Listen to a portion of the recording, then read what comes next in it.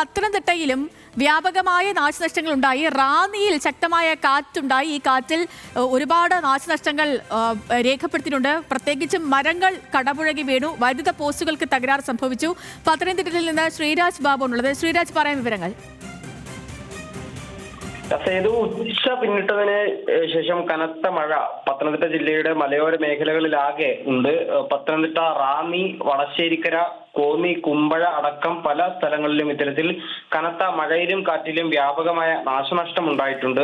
മരങ്ങൾ ഒടിഞ്ഞ് വീടുകൾക്ക് മുകളിലേക്ക് വീഴുന്നതും അതുപോലെ തന്നെ വൈദ്യുതി പോസ്റ്റുകൾക്ക് മുകളിലേക്ക് വീഴുന്നതും ആയ സംഭവങ്ങൾ ഉണ്ടായി. അതിൽ വൈദ്യുതി പോസ്റ്റുകൾക്ക് കാര്യമായ തകരാറ് സംഭവിച്ചിട്ടുണ്ട്.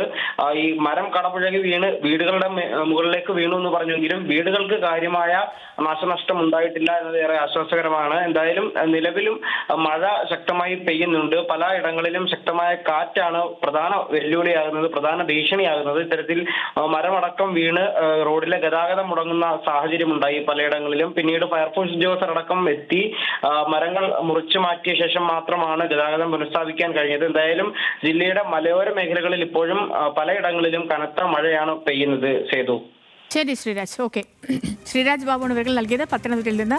അപ്പോൾ കോട്ടയത്തും പത്തനംതിട്ടയിലും ഒക്കെ കനത്ത മഴയെ തുടർന്ന് വ്യാപകമായ നാശനഷ്ടങ്ങൾ, മഴക്കെടുതികളൊക്കെ സംഭവിച്ചിരിക്കുന്നു.